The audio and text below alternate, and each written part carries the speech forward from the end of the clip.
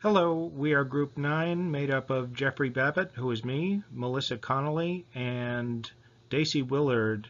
And we are presenting the Caldecott winner from 1998, Rapunzel, by Paul O. Zielinski, and a Caldecott honor book from that same year, The Gardener, by Sarah Stewart, illustrated by David Small. This is Rapunzel, retold and illustrated in a series of colorful oil paintings by Paul O. Zielinski. We all agreed that the illustrations are very well done. They are modeled on paintings from the Italian Renaissance, which is also the source of the original story. This style of painting features perspective, texture, and rich details that help bring the story to life.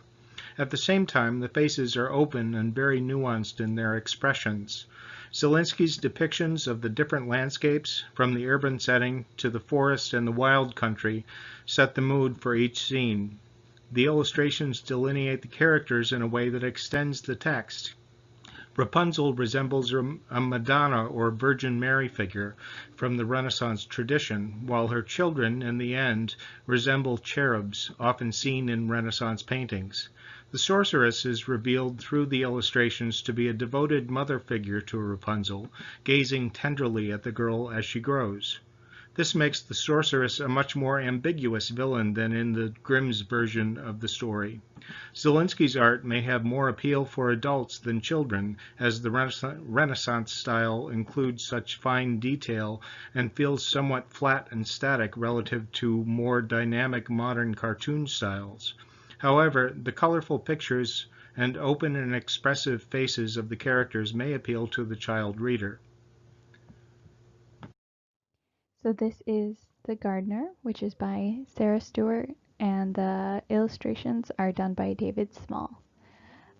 He uses watercolor, ink, and chalk pastels to create his illustrations. He uses a lot of muted, pale colors, which reflects the time period that the book takes place in, which is during the Great Depression. Another thing we noticed about the illustrations was that a lot of them have kind of sketchy, rough edges to them, which speaks to that era as well, where everything was kind of rough and muted and not very bright. But we did also notice that as the book goes on and the theme of spreading joy means that the colors are also becoming bright as well. So that really comes through in the illustrations, so you can see the difference in what's going on with the main character.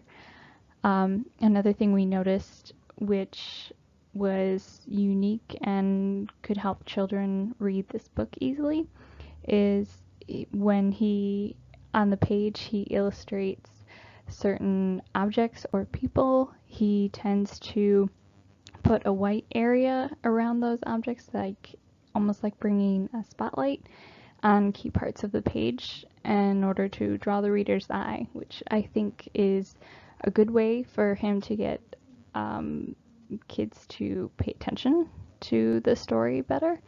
But it also helps for adults too, obviously, because it kind of draws their attention to that.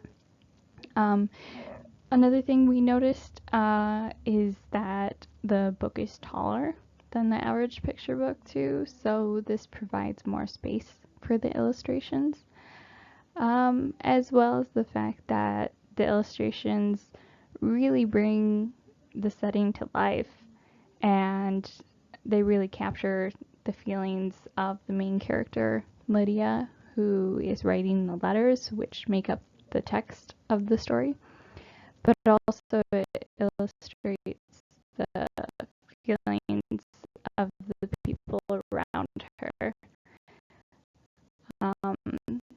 So yeah, that is The Gardener